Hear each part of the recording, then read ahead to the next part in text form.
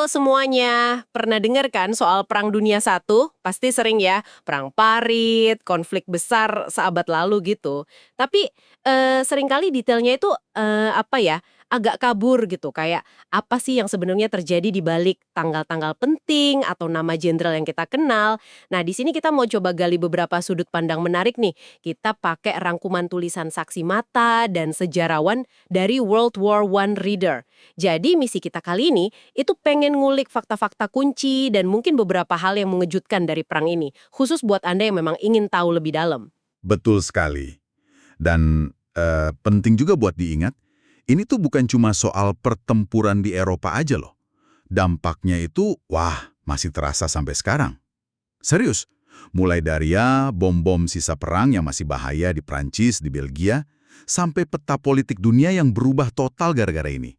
Jadi mari kita lihat lebih dari sekedar tanggal dan nama besar aja ya. Oke, siap. Kita mulai dari akarnya dulu deh. Kenapa sih perang sebesar ini bisa meletus? Ternyata, wah, rumit banget ya. Ada persaingan kekuasaan antar negara, terus sistem aliansi yang kaku banget.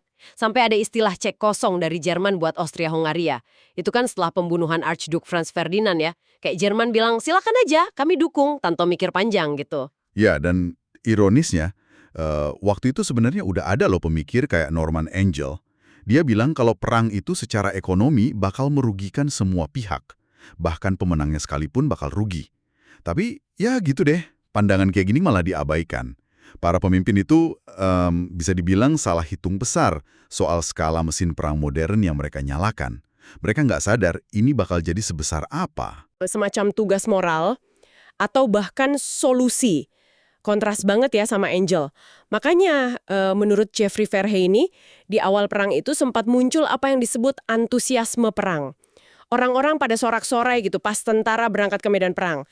Tapi semangat itu, ya ampun, cepet banget hilangnya begitu mereka ngerasain kenyataan brutal di lapangan. Nah, itu dia. Soal kenyataan di parit, aduh, itu jauh banget dari cerita-cerita heroik yang mungkin kita bayangkan. Tentara itu nggak cuma hadapi musuh di seberang sana, tapi juga tikus, kutu, penyakit, kurang makan parah, terus perawatan medis juga seadanya banget. Perang jadi kayak kontes mesin aja, selamat atau enggak itu lebih ke soal keberuntungan. Ngeri ya kalau dibayangin. Gila sih. Tapi justru di tengah kondisi mengerikan kayak gitu, muncul fenomena unik ya, yang disebut live and let live itu di beberapa sektor. Jadi tentara musuh itu kadang bikin semacam gencatan senjata nggak resmi gitu. Iya, betul. Misalnya mereka sepakat, oke, pas jam makan kita jangan saling tembak ya. Atau kadang saling kasih kode kalau mau ada serangan kecil, biar nggak terlalu kaget. Ini kan kayak sisi manusiawi mereka tetap muncul ya, di tengah situasi yang brutal banget, walaupun jelas, para komandan mereka pasti nggak setuju sama sekali. Pastilah. Terus soal komunikasi sama keluarga di rumah gimana? Pasti susah banget kan? Susah banget. Ditambah lagi ada propaganda masif. Di Prancis itu sampai ada istilahnya bourrage de crâne, artinya kayak pengisian tengkorak. Ini bikin warga sipil di rumah itu susah banget ngebayangin kenyataan pahit di garis depan. Beda banget sama apa yang diberitakan. Akhirnya ya, banyak tentara milih buat nggak cerita detail soal horor yang mereka alami ke keluarga mereka. Mungkin biar nggak bikin khawatir ya. Kebayang sih. Nah, kengerian di parit itu kan ternyata nggak cuma di Eropa aja ya.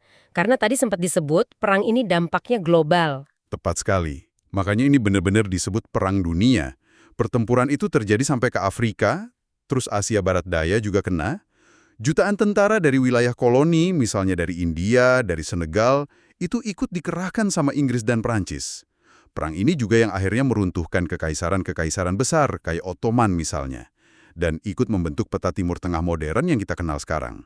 Lewat perjanjian-perjanjian rahasia macam Sykes-Picot, terus ada deklarasi Balfour juga. Jadi nggak cuma peta politik ya, tapi dampak fisiknya juga masih ada sampai sekarang. Itu yang tadi di awal disebut soal bom sisa perang itu kan? Iya, betul banget. Di Prancis dan Belgia, sampai hari ini loh, petani atau pekerja konstruksi itu masih sering nemuin bom atau amunisi PD-1 yang belum meledak. Itu bahaya banget kan, masih aktif. Ada juga area-area tertentu yang kondisi lingkungannya itu belum pulih total gara-gara perang. Bahkan konon, ada ranjau raksasa sisa tahun 1917 yang masih terkubur dan belum meledak di bawah tanah Belgia.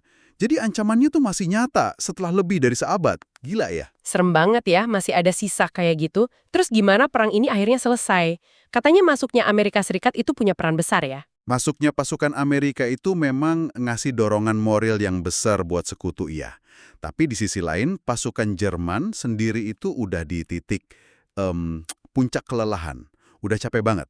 Sampai muncul fenomena krisis moral yang disebut pemogokan terselubung. Jadi banyak tentara mulai ogah-ogahan bertempur gitu. Nah ini mempercepat keruntuhan mereka. Sampai akhirnya Jerman minta gencatan senjata. Lucunya, atau mungkin tragisnya ya, publik Jerman sendiri itu kaget banget waktu dengar berita kekalahan. Soalnya selama perang mereka dapat disinformasi terus dari pemerintahnya. Wah, nggak nyangka ya.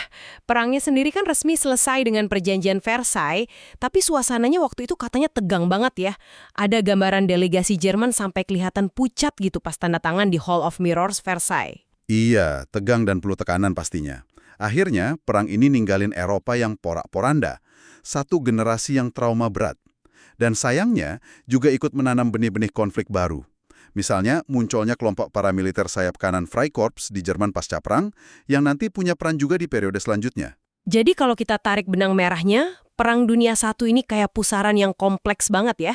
Ada kesalahan perhitungan pemimpin, penderitaan manusia yang skalanya luar biasa, perubahan geopolitik global. Dan warisan yang efeknya itu, ya itu tadi, masih kita rasakan sampai sekarang. Betul. Tentu aja ya, obrolan kita ini baru kayak nyolek permukaannya aja dari topik yang super luas ini. Masih banyak banget aspek lain yang belum kesebut.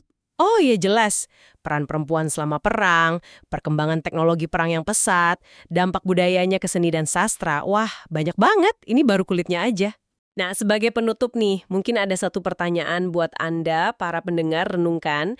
Kalau kita lihat gimana kesalahpahaman antar negara, salah perhitungan para pemimpin, dan eskalasi yang nggak terkendali itu bisa memicu konflik sedahsyat itu seabad yang lalu, kira-kira nih ya, pelajaran apa sih yang paling relevan buat kita hadapi di dunia kita sekarang ini, yang kayaknya juga masih penuh ketegangan di sana-sini? Oke deh, terima kasih banyak sudah menyimak obrolan kita. Sampai jumpa di pembahasan menarik lainnya ya.